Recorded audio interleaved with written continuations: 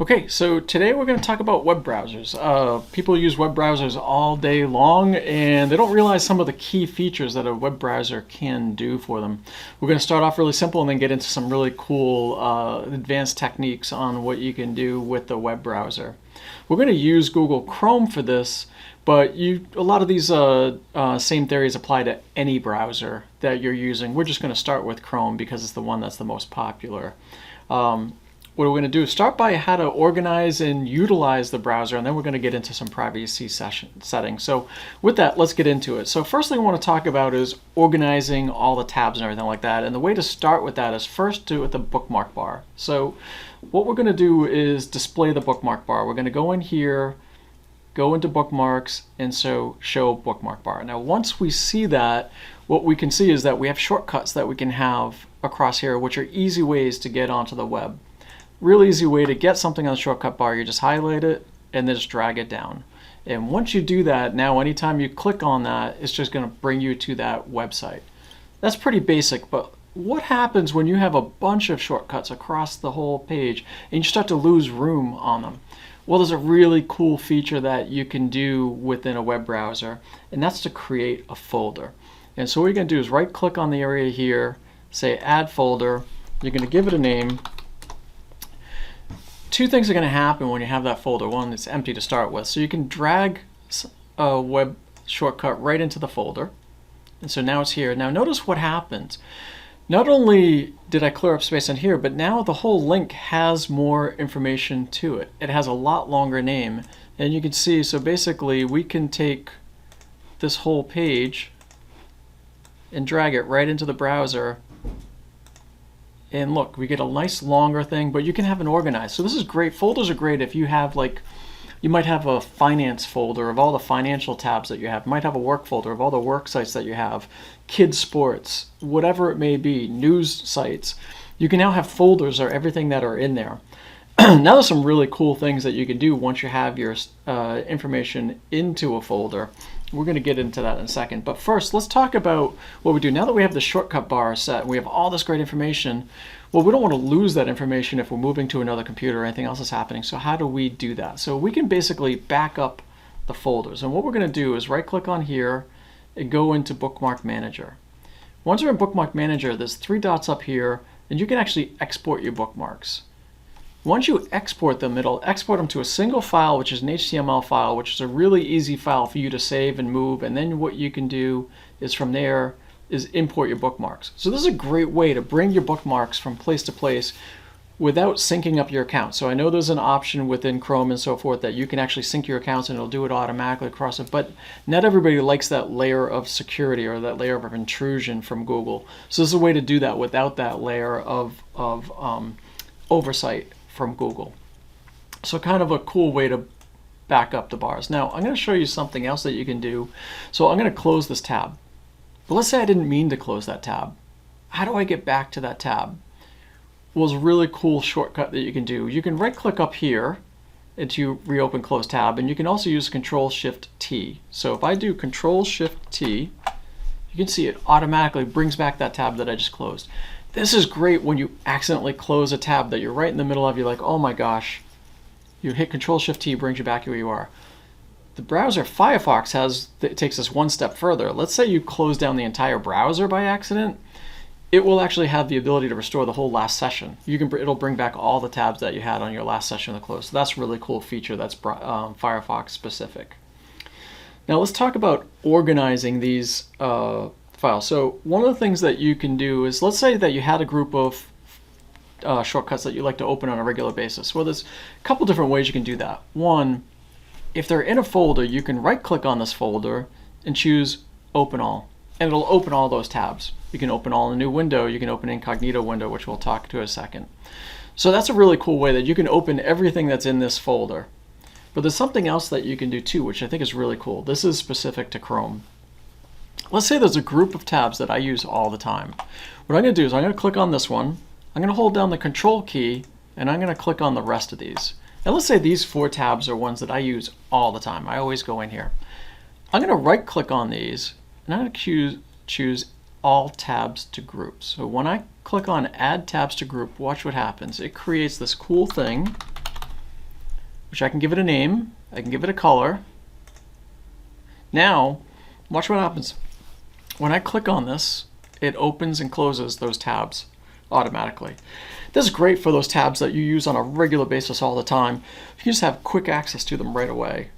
So that's a really cool feature. There's something neat in Chrome. I haven't seen it yet in Firefox, but hopefully it'll come out in some of the other browsers as well. So those are some neat things as far as navigating and getting around the browser. Let's talk a little bit about security and using the browser. So one cool thing you have, so a lot of times people have shared computers that they use with multiple people in the family, and one person will be on the Chrome doing one thing and another one going through. Well, did you know that you can have different Chrome browsers for each person? So what you do is you click up here on the name and you add the second person in as a user in Chrome, and then what you do is you click on the name and boom, look what happens. It opens up a whole new Chrome window specific for that user. So everything this user does is totally independent of what the other user does. The other thing that's cool is look down bottom here. There's separate icons, separate Chrome icons. So you can easily switch between the different users and their different sessions altogether. You can go one step further. If you don't want to set it up as another user, you can actually set up as guest. And when you set up guest, it does the same thing. It has a different icon and different set of functionality and tracking than the original users going through. So that's a cool way to keep your information separate between users. You can have your own bookmark bars, your own search history, everything. So, and you can even pin these to the taskbar as well as separate ones. So when you go in, it goes as that separate, as that independent user. Really, really cool feature.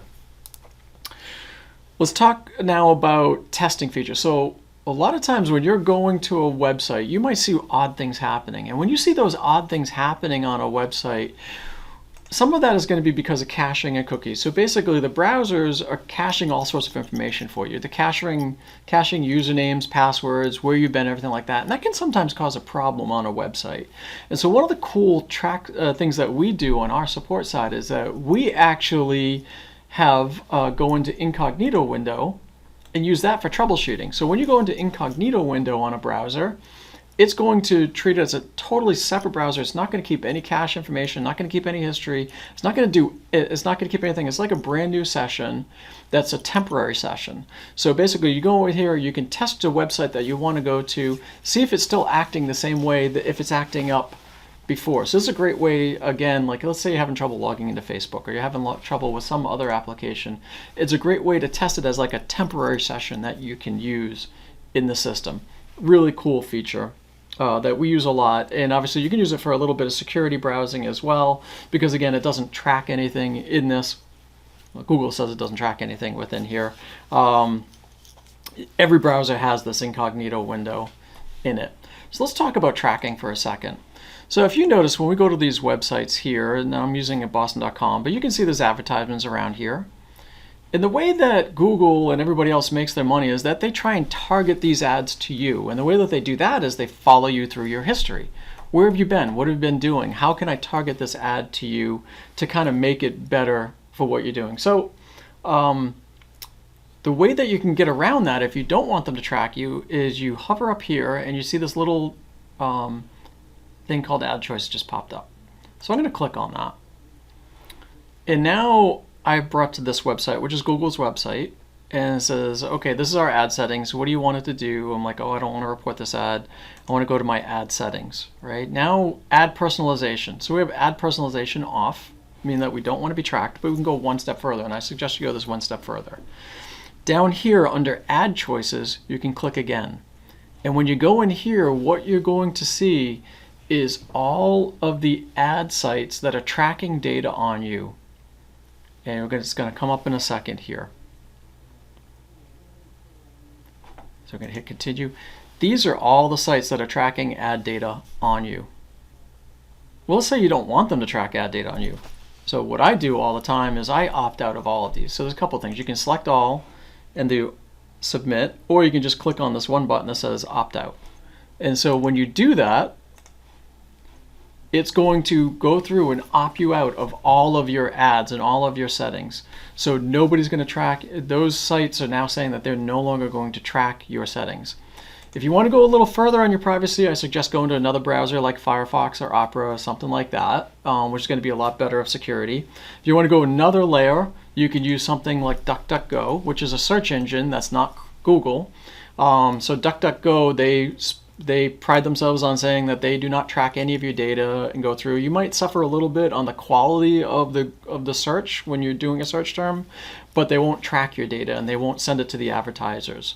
Last thing you could do if you really want a level of privacy is to go to a VPN client. So something like a NordVPN or some other VPN client will basically take all of your traffic, send it through a secure link so that it cannot be monitored, not be managed.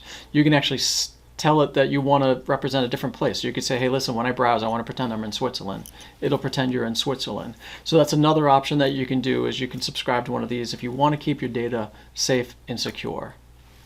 That's everything that I wanted to cover. I hope this was helpful, and I hope you have a great day.